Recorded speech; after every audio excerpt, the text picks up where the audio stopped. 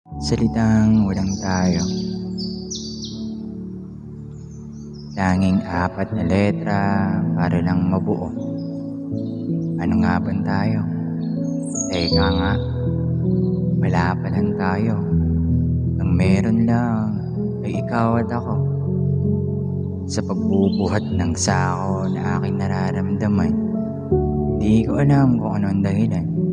Ang tanging nais ko lang naman ay malaman kung ika'y ba'y sa akin ay may pagtingin man lamang o nararamdaman lamang. Ang tanging nais ko lang naman ay masayahin ka. Ang tanging nais ko lang naman ay mahalin ka. Ang tanging nais ko lang naman ay lumigaya ka. Ngunit yun ay sa piling ko lang, hindi sa piling niya. May mas masakit pa ba nakikita mo ang taong mahal mo napapasaya na ng iba? Yung nais mo na iba na ang gumagawa para sa kanya. At sabay sila sumasabay sa awitin ng musika na para bang walang ako. Oo nga pala, wala pa lang tayo. Pasensya ka na kung masyado akong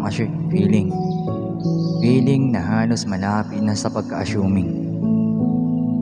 Bakit ba kasi nagpakita ka ng motibo ngayon ayaw mo naman palang makasakit ng ibang tao? Siguro kasalanan ko masyado akong umasa sa matatamis mong salita. Tuwing binibitawan mo ay kinikilig ako. May nakapagsabi sa akin na kailangan mong humingi ng tawad sa taong nasaktan o nagawaan mo ng kasalanan.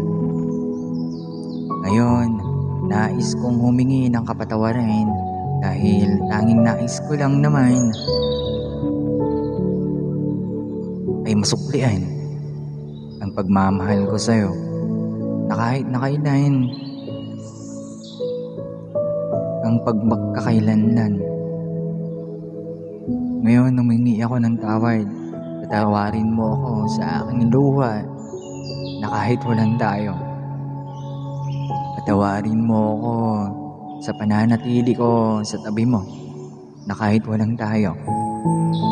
Patawarin mo ako sa pagpili ko sa'yo na kahit walang tayo. Patawarin mo ako sa aking pagkaapit na kahit walang tayo. Patawarin mo ako kahit hindi ako paglayo kahit walang tayo. Patawarin mo ako hindi ko pagsuko kahit wala tayo.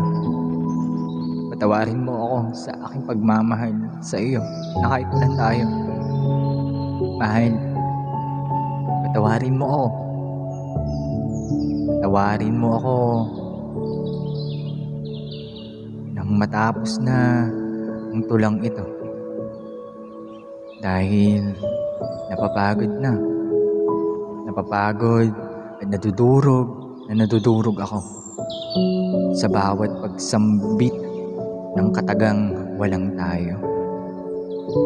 By the way, maraming salamat sa pakikinig.